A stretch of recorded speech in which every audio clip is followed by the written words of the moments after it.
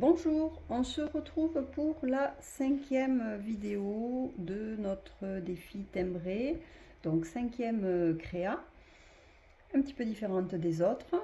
Pour celle-ci, on aura besoin de 2 morceaux donc de papier toujours motif dans votre feuille 30-30. Il faut un papier un peu épais aussi.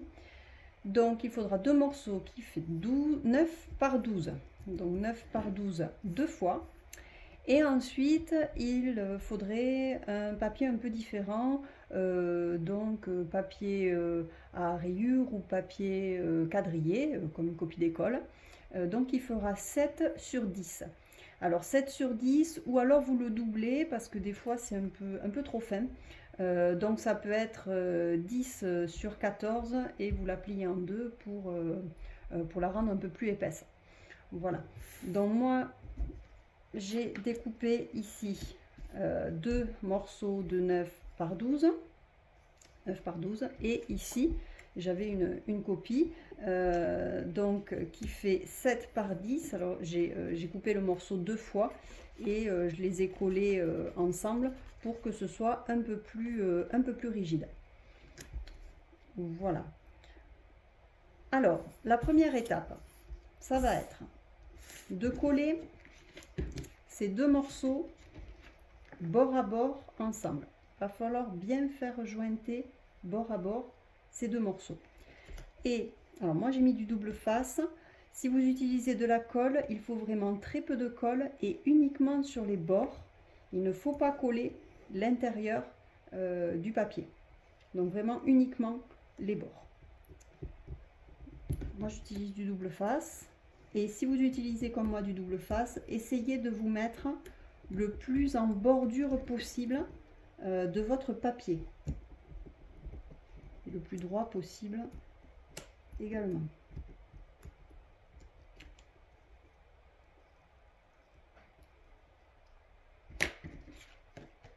Donc ensuite, il va falloir bien positionner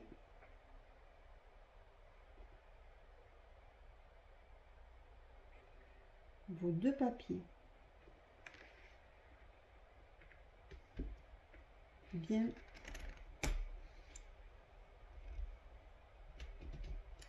bord à bord. Si ils font bien la même dimension, ils seront bien bord à bord. Une fois que c'est fait, on va venir couper à 2,5 cm, donc dans la partie sur le côté des 12 cm, on va couper une bande à 2,5 cm. Donc bien faire cette étape après avoir collé les 2 morceaux.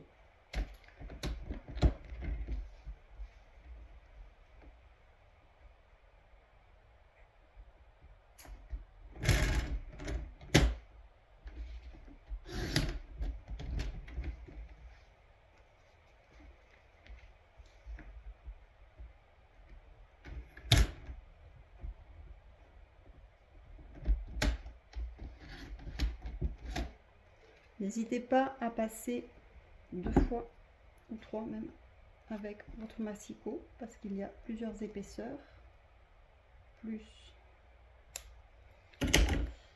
le double face. Voilà, donc on obtient la partie basse ici qui est une pochette en fait, hein, puisqu'on n'a pas collé l'intérieur, on a collé vraiment que les bords. Je la déplie un petit peu. Voilà. Ça, c'est notre pochette. Et on va utiliser un petit chapeau ici. Et dans cette partie haute, on va venir insérer notre papier quadrillé. On va venir bien le plaquer et le centrer également. Normalement, entre le double face des 3 côtés, il se cale tout seul. Et l'idée va être de faire une note cachée Alors,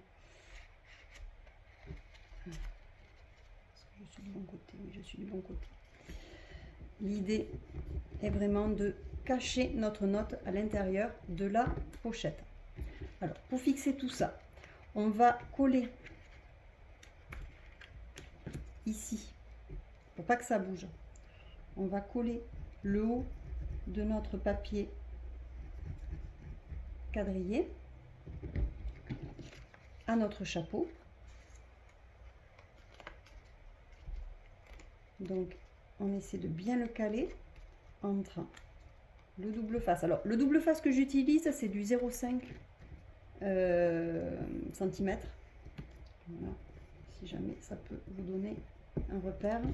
Donc, c'est du 0,5 que j'ai mis vraiment bord à bord.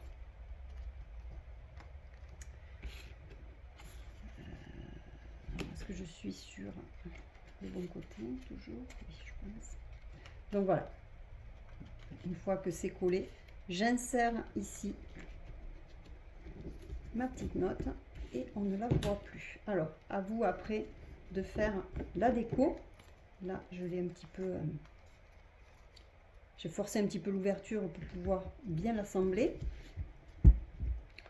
Vous pouvez bien sûr faire une déco, alors pour cacher un petit peu la jointure, mais ne collez pas bien sûr les deux, hein, pour qu'on puisse ouvrir et fermer. Mais ça peut être une déco qui vienne à cheval et qui soit collée ou sur la partie haute ou sur la partie basse. Et sinon, vous avez toute la place, recto verso. Vous pouvez mettre un sentiment. Je vous laisse faire la déco à votre goût.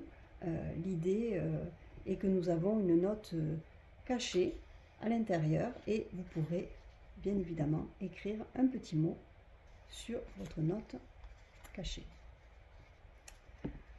Voilà, c'était la 5e mini création.